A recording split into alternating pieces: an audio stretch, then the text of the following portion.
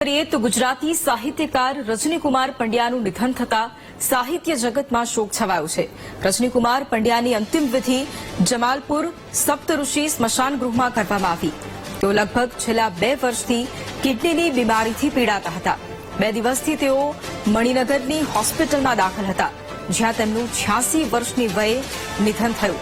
લેખનની વાત કરીએ તો રજનીકુમાર પંડ્યાએ નવલકથા કુંતી અને પુષ્પદાહ જેવી નવલકથાઓ, ઝબકાર, મન બિલોરી, રંગ બિલોરી જેવી વાર્તા અને લેખ સંગ્રહો થકી ગુજરાતી સાહિત્ય સર્જન ક્ષેત્રે અનેક કૃતિઓ આપી હતી। 6 જુલાઈ 1938ના રોજ જેતપુરમાં જન્મેલા રજનીકુમારે 1958થી લઈને લેખન યાત્રાની શરૂઆત કરી હતી। જ્યારે હું હતો ત્યારે અમારા ગ્રુપમાં લખતા ત્યારથી મારો પરિચય થયો, એટલે એ તો હવે 3-4 દાયકા ઓછામાં ઓછા થયા।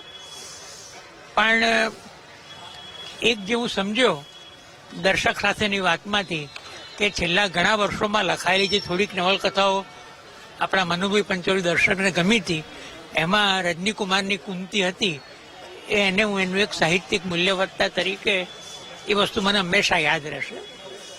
રજનીકુમાર જે ઝબકાર વગેરે લઈ આવ્યા, એનો એક બીજો લાભ એ હતો કે સમાજના છેવાડાના લોકો અથવા નવી પ્રવૃત્તિઓ એને કોઈક સમર્થન મળે એ રીતની એક આખી પ્રણાલિકા ઊભી થઈ અને એણે સાહિત્યના વ્યાપક સમાજ જોડેના એક અનુબંધની ભૂમિકા રચી। એ રીતે રજનીકુમાર લાંબો વખત યાદ રહેશે। રજનીકુમાર પંડ્યા એ ગુજરાતી લેખક તરીકે બહુ મોટું નામ, બહુ મોટા નવલકથાકાર, વાર્તાકાર, ખાસ કરીને ચરિત્રકાર। એ માણસ પાસે જે જીવનનો અનુભવ હતો, ઠોસ અનુભવ હતો। એમનું પોતાનું જીવન પણ આમ તો એક કથા જેવું જ હતું। જિંદગીભર એમણે બેંકમાં નોકરી કરી, છેલ્લા વર્ષોમાં એમણે રિટાયરમેન્ટ લઈ લીધું, પણ એ લેખક થવું છે એવું એમણે બહુ નાનપણથી નક્કી કરી નાખેલું, પણ સંજોગોએ એમને યારી નહીં આપેલી। એ ઝઝૂમતા રહ્યા, જીવનભર ઝઝૂમતા રહ્યા।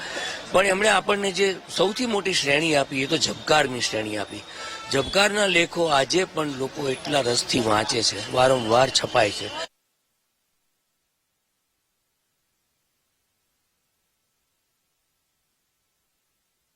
આપણા ઉત્તમ સર્જક હતા અને ઉત્તમ માનવી હતા। અંગત ખોટ પણ ઘણી પડી છે, કારણ કે આ જે મૈત્રી અતૂટ 65 વર્ષની અતૂટ મૈત્રી, એના અનેક સંભાવના છે।